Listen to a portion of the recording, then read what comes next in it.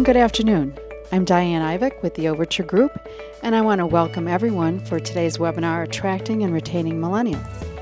In our discussion today, we'll talk about the workforce challenges of engaging, recruiting, and retaining millennial talent and managing across generations.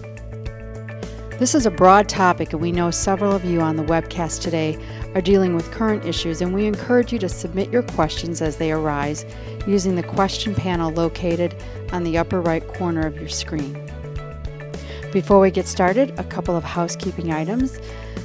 During the presentation, all participants will be in listen-only mode. Again, we encourage questions, and they will be answered during and after the presentation and can be submitted through that question panel. A copy of the webcast slides will be emailed to everyone attending later this afternoon. A recorded copy of the webcast will also be available on our website. I'd like to introduce our presenters today. Steve Lessaris, Senior Associate with our Professional Search Division here at the Overture Group. Steve brings experience with organization development, millennial retention strategy, as well as support for our compensation consulting practice. Joining Steve is Kyle Hoffman of Insureon. Insureon is a leading small business commercial insurance broker where Kyle is the Vice President of Customer Success. So let's get started. Steve and Kyle? Thanks so much, Diane. Appreciate the introduction. Yeah, we're so excited to have you folks joining us this afternoon to talk about an issue that is near and dear to some of your hearts, maybe in a frustrating way. It's a topic that has had no shortage of research and of conversation about over the last few years. And through our time at the Overture Group, I just wanted to share some of the insights that we've gained throughout some of our search and compensation practices. Kyle, really excited to have you joining us here to give us a little bit of your insight. Kyle is a vice president at a company that is heavily millennial focused. And so really excited to hear from you today. Very much excited to be here as well. Awesome. So as you can see from the title slide here, attracting, retaining, and managing. Those are going to be kind of the three main subjects that we try to cover today and give a little bit of more information on. This is kind of the full life cycle of an employee at a company, right? Bringing them in, getting them interested in the role, figuring out how to keep them there, and managing them to be bigger and better things as they move forward throughout their career is an issue that isn't necessarily incredibly easy when there are generational gaps, like the ones that we're about to investigate. So our first slide here, workforce challenges. As you can see from this workforce by age graph of kind of the makeup of the U.S. labor force, there is a significant amount of folks who are on the younger side. There is the baby boomer generation that none of us are foreign to. This concept has been around for a good amount of time. But as these folks are going to be leaving the industries, there is going to be a huge talent gap at the end of this graph here.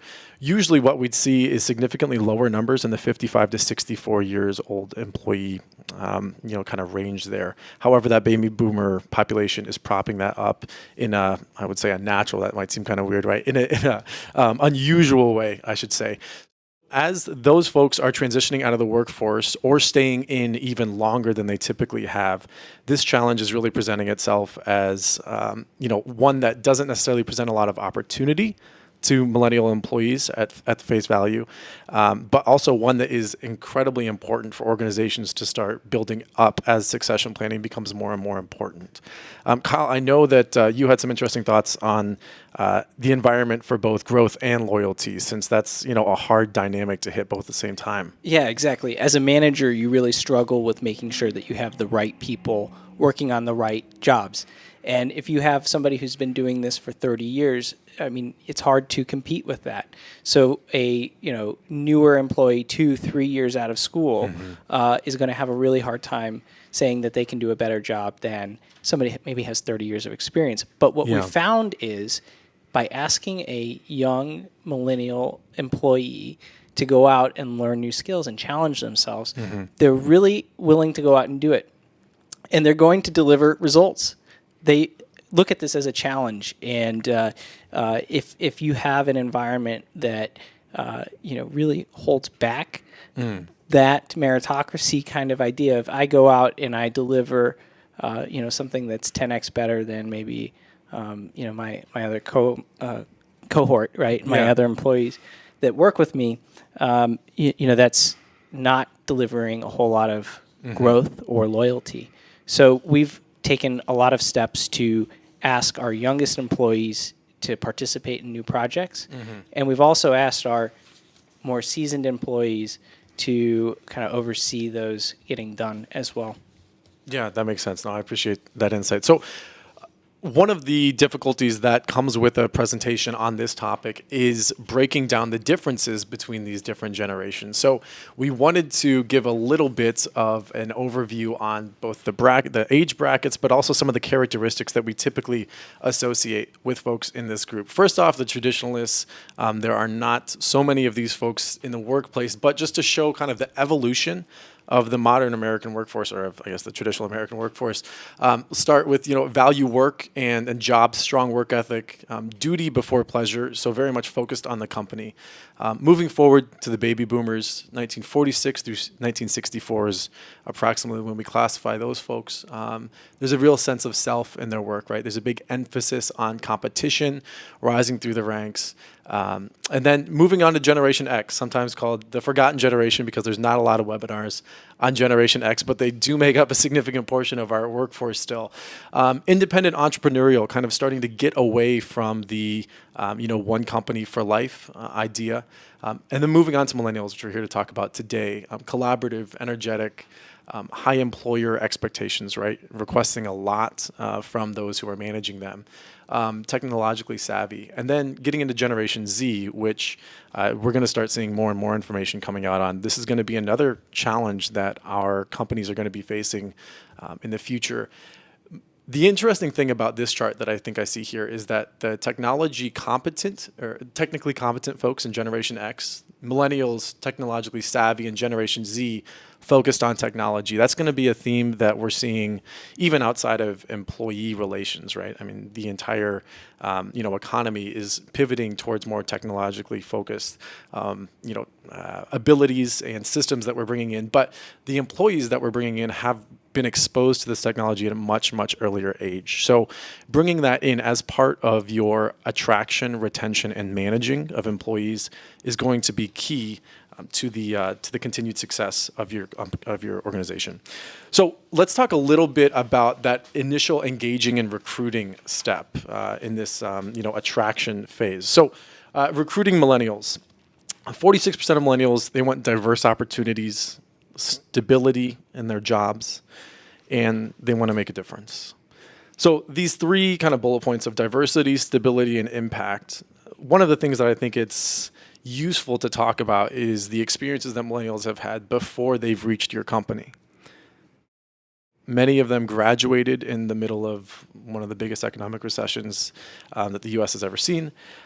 We've had, over the course of our lifetime, some of the largest companies in the U.S. and in the world have, collapsed, right? We have Enron, we have Arthur Andersen, right? These are large institutions that haven't lived up to the expectations that most Americans placed on them. And so to have a stable job that allows you to make an impact and exposes you to a diverse array of experiences. These are all kind of goals that weren't necessarily a priority for previous generations, but are now because that dream hasn't necessarily been as easy to achieve for the younger generations.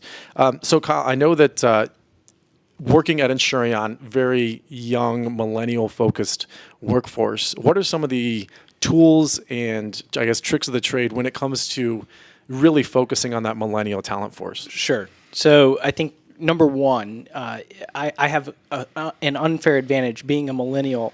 I can go and sit and cross from a young person and tell them my story, and I personify a lot of the things that we talk about that are a little bit more abstract of there's plenty of opportunities here. You'll be able to start in one area and you're not pigeonholed into another. I can tell my story and really show them that it does exist. So I think, somebody who's looking to recruit young talent, you might put a younger person within your organization on the interview panel. or allow them to spend a little bit of time with a younger person in your firm to get a good sense of whether this is a talk the talk and walk the walk kind of place. The other thing that we really stress is that everyone can make an impact. I mentioned that earlier, but if you aren't doing meaningful work, it's very frustrating. Yeah. I get people that come to me and I say, hey, you've got an amazing job at an amazing company. Why are you looking to other opportunities? And they say, hey, Kyle, I'm almost 30 years old, and what have I done? Yeah. I want to make an impact. And so having a very clear value proposition to young talent, explaining how they're going to make an impact for your firm and how that, kind of the steps of how they're going to do this over time, I think is very, very valuable in getting them excited and also retaining them through kind of the tough days as well. I think that's an excellent point. A lot of times we have the opportunity here at the Overture Group to sit down with decision makers in an organization and talk about the high-level strategy and where the company's moving. However, when it comes to the interview process, a lot of times the interview conversation really focuses around the day-to-day activities of that employee if they were to join the company. And that lack of alignment with your day-to-day activities really do need to be connected to the larger mission and organization goals of what we're trying to do here. I think that trying to put some effort into making sure that there is a lot of conversations going back and forth that are connecting to the larger mission is really important. So I appreciate that insight, Kyle. So once we have these folks engaged, right, onboarding is not necessarily something that gets a lot of focus. And here at the Overture Group, we do a lot of work in making sure that there is a plan for the conversations that individuals are going to have as they come onto a company and discover who they're going to be working with, what those relationships look like, what kind of systems to be using.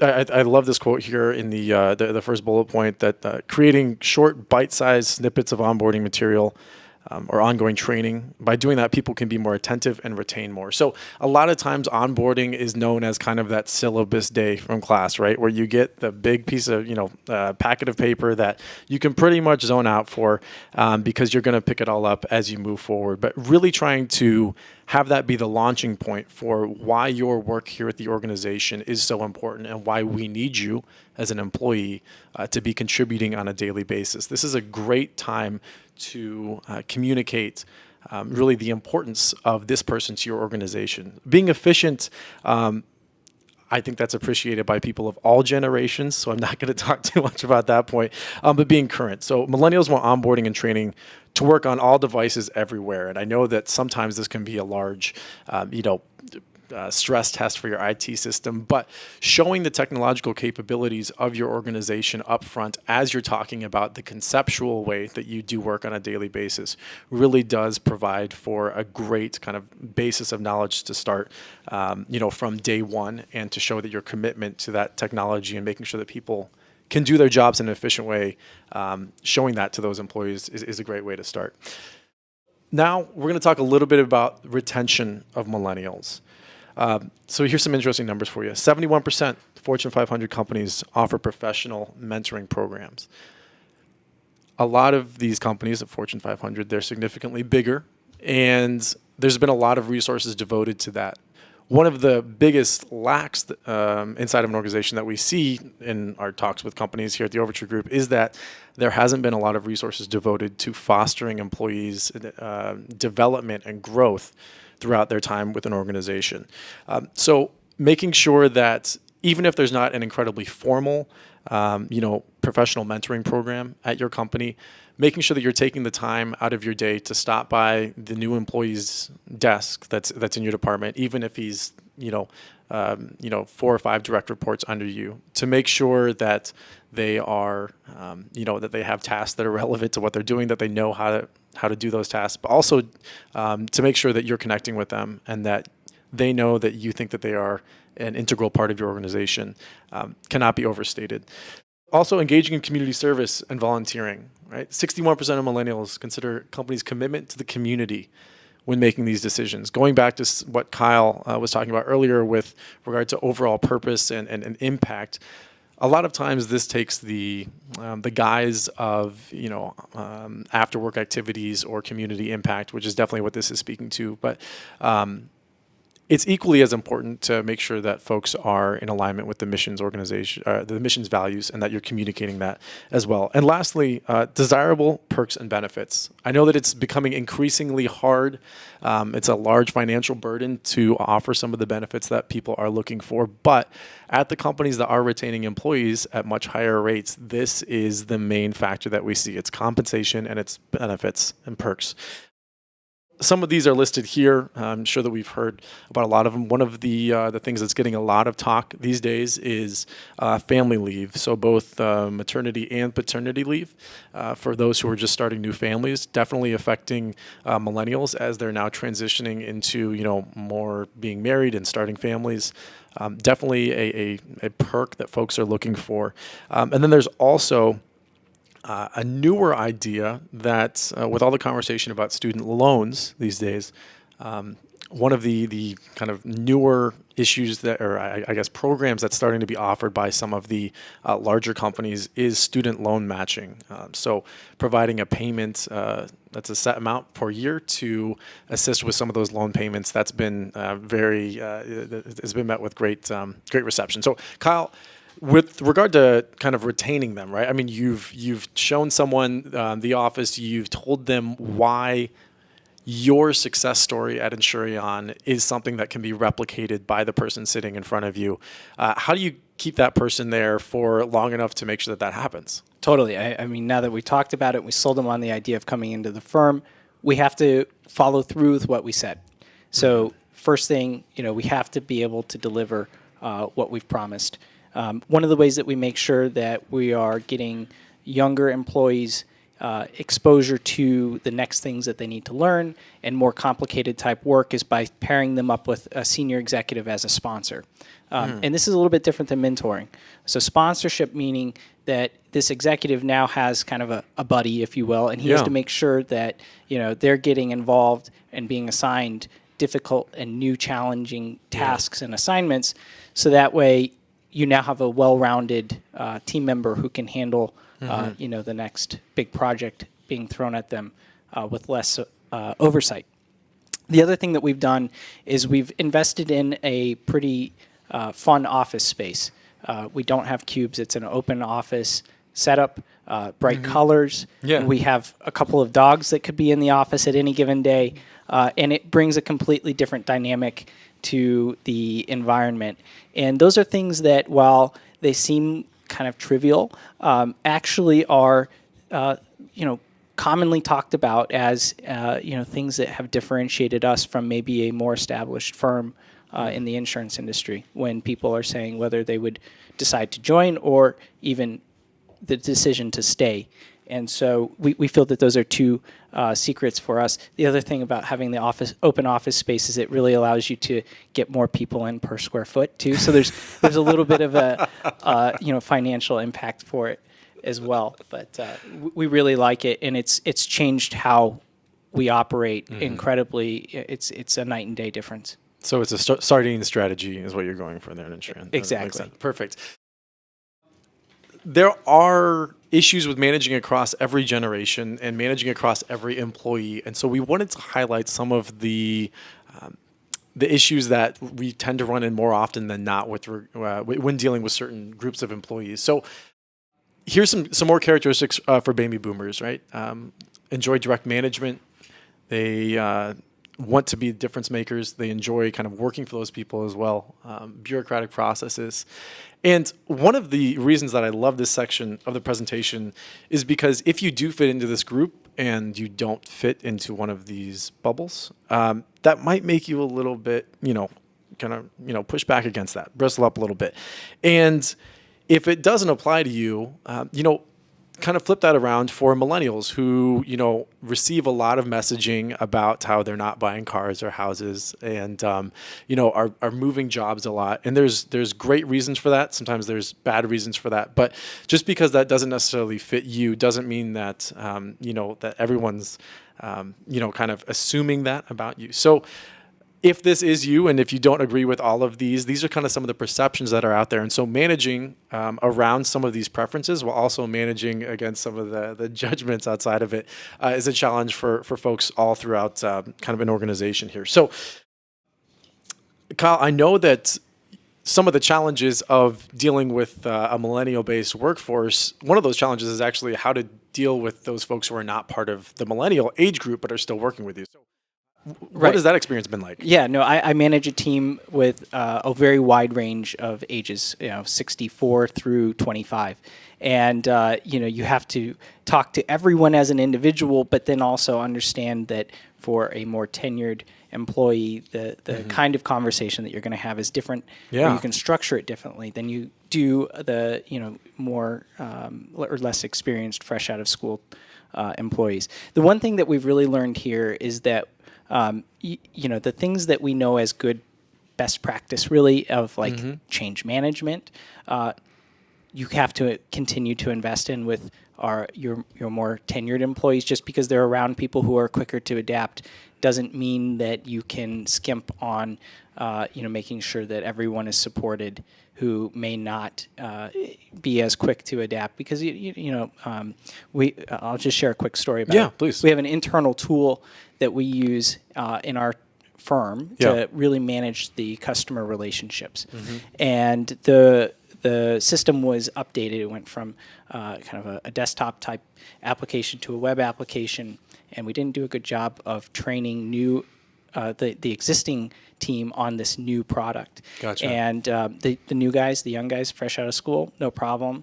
They came in one day, it was on their desktop. They came in the next, it was on the web, and there was no issue. But our more seasoned employees had lots of questions, and we ended up having to roll back for a short period of time, go through the proper change management type procedures that we all know and Right. do, and then we ended up rolling it out full force across the entire organization after that. And it was much smoother after going through that investment. So you're going to have a wide range of people, and just because you might be a little bit skewed more towards young employees, or you can't ignore what you need to do to manage the more tenured employees to that end as well. So don't ignore one group in favor of the other.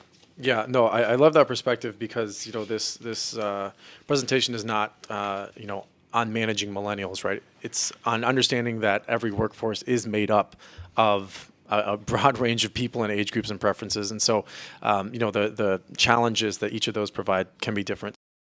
Generation X, some of their preferences, opportunities for growth, flexible work environment, and then kind of the larger box down there at the bottom, allowing independent work. These are kind of items that we can take home with us to utilize when we are managing. I think it's interesting, Generation X, we start to see the first semblances of that work from home mentality, that the ability to be able to accomplish my job from most places on the globe or in the city. And that's only going to grow as we move on to the millennials. And so you can see some of their preferences here.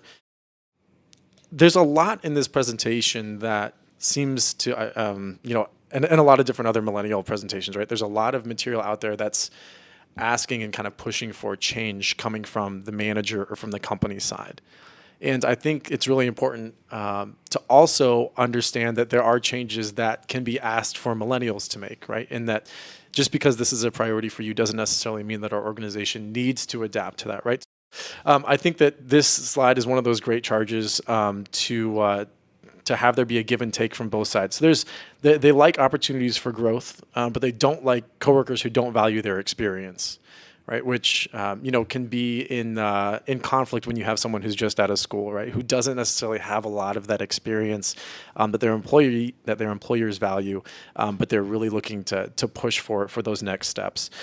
So modifying the expectations of the folks who are coming into your organization is incredibly important. And one of the ways to do that is not to tell them, hey, this isn't going to happen for you. We apologize for your broken dream. But rather say, this is the career path that is available, or this is what, we would like to see you do. And here is our, what we're thinking for succession planning. We don't know who these people are who are going to fill these slots, but this is definitely a need in our organization. So the opportunity here is to really bring people into that, once again, broader vision of the organization, let them know they're doing impactful work, and really harness that energy and that drive to work efficiently with the technology that they're using to propel your organization forward. Challenges to management. It's not easy, and I don't think, to be honest, it ever has been easy, right? Managers get paid more for a reason. And so for as much as millennials, are difficult to manage, so are, just people in general. So we wanted to talk through some of the specifics that specific challenges that millennials provide to managers. So first, I think the first one is challenging management, which may be cheating on a slide that's titled Challenges to Management. But one of the things that we have seen is that individuals who are inside of the younger demographic bucket tend to be much more comfortable challenging their employers vocally, setting up one-on-ones to say, hey, we could do this better, or I don't like how this is being done. That's not necessarily what has typically happened, what other generations are known for. So that's presenting a challenge to managers in how to deal with that while keeping everyone calm and cool and level-headed. And so being aware of the fact that folks are far more interested in communicating directly with you means that you can be a little bit more proactive in communicating, hey, this is not up to par, or even though we are doing, this is our current reporting system, or this is how we're doing month-end close, we can do better, and I'd love to talk to you about that, as opposed to kind of waiting for that conversation to happen, because it might happen when you're not prepared for it. Another issue that we see is flexibility and work-life balance can mean different things to different people, right? So traveling and experiencing things are a priority for some of the younger generations, and where it might be seen as irresponsibility or not being, keyed into coming in and accomplishing things in the office, on a 8 to 5 basis. Some decreased productivity as a result of constant communication. I started my career at Groupon. And one of the, we use Google kind of apps for our system. So everybody was on Gmail. And by that, I mean everyone was on GChat, right? So you would walk down the rows of employees and everyone was talking with the person who was, 12 feet from them on the Google chat. So one of the steps that our company took was, for a short time, they disabled that function. And productivity, I'm pretty sure, went up a good amount.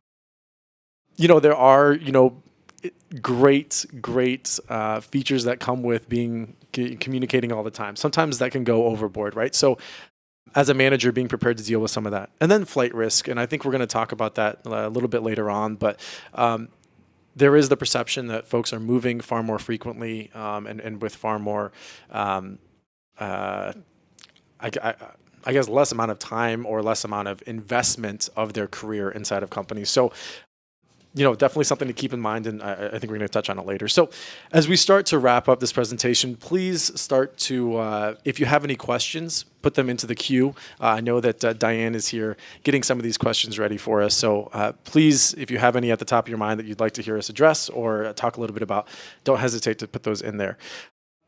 Fighting stereotypes and generalizations with cross-generational discussions. That's kind of a meaty sentence, but I have a great example of a company putting this into work. MasterCard established a cross-generational mentoring program to provide benefits for both parties involved, right? So for both the the more experienced professional as well as the younger.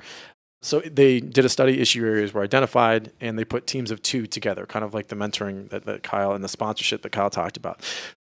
For example, their chief HR officer was paired with a millennial employee, and the chief HR officer needed some assistance with branding on social media. And he said that the relationship provided him with critical insight into millennial consumers and employees, while the younger professional, of course, is benefiting because the chief HR officer is assisting her in developing networking, communication skills, getting exposure to a wider variety of C-level interaction. So personal goals and flexibility for rewarding work. Rewarding can come in a lot of different forms. Sometimes it can be that community involvement. Sometimes it can be, making sure that you know that you have a hand in pushing the organization forward. I think one of my favorite points here is ask. You'll never know what your employees want or need if you don't ask. And that's one of the things that in my interactions with millennial candidates, I see more and more, which is, I want to have that one-on-one, almost yearly review experience on a monthly or weekly basis. I want to have a personal connection with the folks who are managing me and make sure that, this doesn't have to be an incredibly formal process for them to give me feedback on my performance at my job. Kyle, I know that you had some thoughts on this as well, and I'll leave it to some of the folks listening to read through some of the other bullet points. But go ahead and talk to us a little bit about kind of some of your thoughts here for closing up. Sure. So, one of the things that we've tried to do at Insureon, and particularly within the teams that I manage, is the bottom-up problem solving. Nobody knows the issues better than your frontline employees, and so empowering them to bring those forward, to discuss those, and then participate in the problem solving has been incredibly, incredibly helpful for us. I don't think that this is a surprise. Toyota has been doing this for years in their kind of lean manufacturing system, and we've seen a lot of success engaging young employees. And this is also a great opportunity to pair them up with the more tenured senior executives and senior employees who know how to get it done. Yeah. We really try to do this on a very regular basis whenever there's an issue. Gotcha. That makes sense. So we're just about to move into the questions portion, but to close out our kind of, the content that we have, I like to say this at the end of every presentation that I give that has to do with millennials, and that's that as every new generation enters the workforce, there's always friction with regard to, integrating that new preference and mindset into your workforce. So this isn't necessarily a millennial problem. It's not going to be a Generation Z problem as we start seeing these new graduates come into the labor pool. It's always been a problem of just different preferences kind of colliding. And so I think that's a great reminder in looking back on when you started and thinking about the things that you wished you could have changed back then.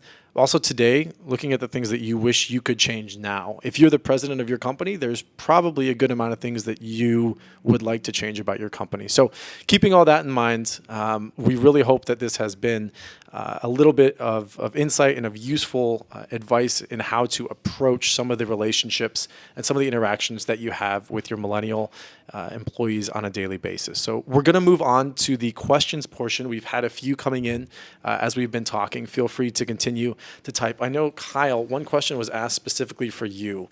The question was, since Insureon has a lot of millennials, has it been hard to hire and retain people from other generations? That's a good question. Short answer is no. We're very, very concerned about maintaining and fostering a very, very healthy and fun culture. So I think when people come in and they start to learn about our company, they either, if they don't want to be a part of what we're about, they self-select out. But for the most part, people come in and they say, "This is amazing. This is very refreshing. We enjoy kind of the different perspective that Insureon is taking to this."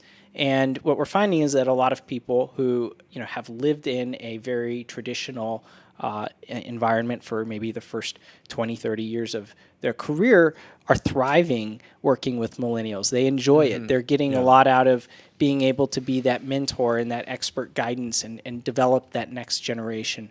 So again, it's a little bit of a perspective thing.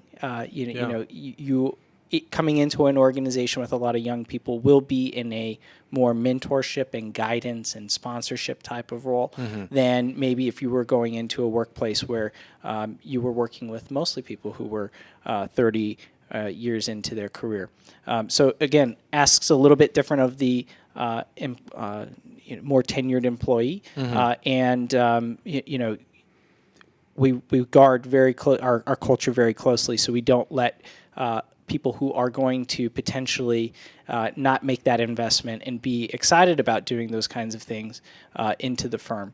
But as far as is it hard to get people in? No, it's a fun place. People are happy. Yeah. And it's very refreshing. Gotcha. We had another question. The time spent listening to inexperienced employees offering their opinions, and which have been tried and failed many times before, can be a real drain on productivity. What to do? I think that's a great question. Kyle, I'll let you take a stab at it first. Sure. So I think it's there's two types of failures when you come into these kinds of things, right? It's either an execution problem, or you're not solving the problem, or you're not asking the right question to solve the problem. Gotcha. And so I think you have to really get down into which of those is it. If it's an execution problem, then perhaps there is a new approach that this younger employee who may not have all of the answers right now, but through their different perspective might be able to help solve. If they're asking the wrong question to solve, or if the problem isn't being solved by asking the right question, then maybe you got to kind of pull back and look at it differently. Perhaps a younger employee can have that aha moment, but that's really kind of think where the youth is not going to trump experience in this place, right? So again, two different kinds of scenarios in that, and I think you have to approach either of them differently. What I have found is that usually if you do sit down and explain to the younger employees why, and give them the responsibility of educating their peers on why something isn't working, or why you tried something before and it didn't come through, then you don't have to continue to repeat yourself on it time and time again. Yeah.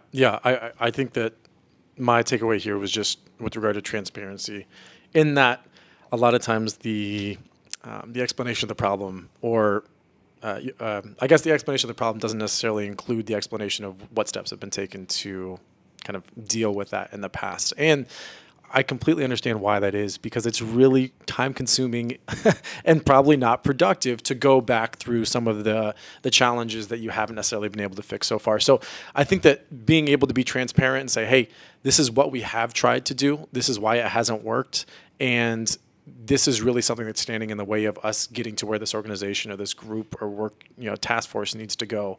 I think that is a much better message than, we're pretty sure that nothing that you say is going to work, right? Which, to be fair, may be a more efficient way of dealing with that conversation in that moment. But I think overall the rewards are, heavily weighted towards the more transparent option. We just had another question come in, and it's among younger employees. Let's see. Have you noticed a difference between younger and older millennials, and or the younger employees who graduated after the Great Recession? So they're asking, in the category of millennials, those folks who came out before the financial crisis, have we seen a difference among those folks? Totally. So, we call the millennials kind of the delayed start generation. Yeah. But really within millennials, I think there's a group who are the delayed starts, and that's going to be your older millennials who graduated around 2008, 2009, 2010, maybe before. And then you have the guys who generate, that second half of the generation who graduated a little bit later. This is somewhat unrelated, but you can almost tell them the difference between the old millennials and the young millennials based on which social media apps they use. Yeah. You could, if you're an Instagram fan, you're one of the older millennials. Mm-hmm. If you're Snapchat, you're one of the younger millennials. And those are very interesting apps. Instagram is all about curating content. Mm-hmm. Same thing with Twitter. You're curating content, where Snapchat, you're creating content. Right. And so what we see is that our older millennials will be much better at doing research and kind of curating different answers or ideas, where the younger millennials will actually go out and create more often. This is kind of an interesting thing. Yeah. And using those different kinds of tendencies, we find that there's strength in assigning people to the right kind of task with that. Yeah, no, I think that's a great observation. I mean, with all of these different characteristics, none of them are straight up cons, right? And that reasons we should not hire, Generation X's, right? But rather that they have different strengths and different skill sets that can be applied differently to different areas of work. So we have one final question, unless someone else kind of raises their hand really quickly. The question is, I have new graduates with zero or not a lot of experience asking for compensation levels that's way too high for our organization. What am I supposed to do about hiring them when they have ridiculous expectations? This is a challenge that we have every day at Insureon, and you have to respect them, right? If they don't ask, then they're not advocating for themselves hard enough. Fair. But I think where you have to do is get creative and start looking for some of the things that are free that you can do. Whether it is putting them into a project with senior leaders in an area that really interests them, or whether it's giving them some training, right? We work in the insurance industry. It's a designation-heavy industry, and being able to say, hey, I can't get you to the salary that you just asked me for, but what I will do is spend a little bit and invest in your education, so that way you then pick up the knowledge, the skill, the ability to do the things that now qualify you to get to that level. You can start to gain a lot of trust and just excitement out of your employees as you make those kinds of offers. The other thing is, and this is always a challenging area, is that when all else fails, there's titles. Titles can be expensive non-monetarily, but being able to say, hey, you're head of whatever is not that costly to the organization. And if it's a good employee and you want to reward them, but you can't get there from the monetary perspective, that's always something that you have in your back pocket. Gotcha. That makes sense. Yeah, I think that talking about the value out of your organization in a non-monetary way, whether it's for their future career or where they want to be, but they don't necessarily know how to break into that industry. Talking about some of the parallels there is important. So we actually do have one final question. So what learning opportunities do you find most effective, desirable for millennials? We've always leaned towards experiential learning. We feel that putting somebody in a situation where they have to learn it by doing it is more effective. They retain it better.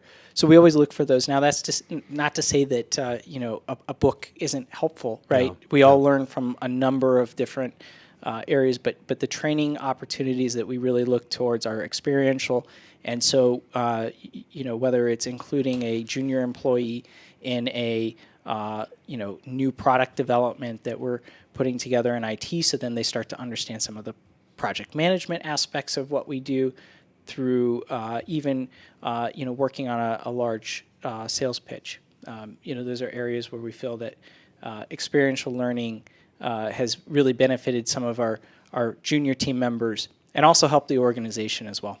Gotcha. Yeah, I think one of the things that I've heard a significant amount as we've talked with business owners and clients is that training folks on the concepts is much easier today, especially with regard to a lot of the technology tools that we're using, right? So it doesn't necessarily have a lot to do with you put your mouse here and click here after this amount of time, but rather you need to know how to use this interface intuitively. So moving forward with conceptual training, as far as this is the desired result that I want, has been more effective for a lot of my contacts, as opposed to coaching the specific motions that are going into certain activities. So that concludes the questions portion of our webinar. We thank you so much for joining us. Kyle, thank you so much for your time, for coming out to our offices, and for lending your expertise. We really do appreciate it. It was a blast. My pleasure. Thank you. Awesome. Thank you so much for joining again. If you have any further questions, please don't hesitate to reach out to myself.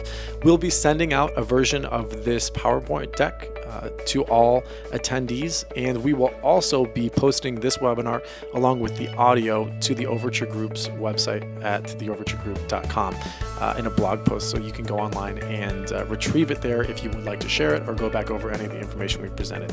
Thank you so much for your time, and we'll look forward to being in touch with you in the future.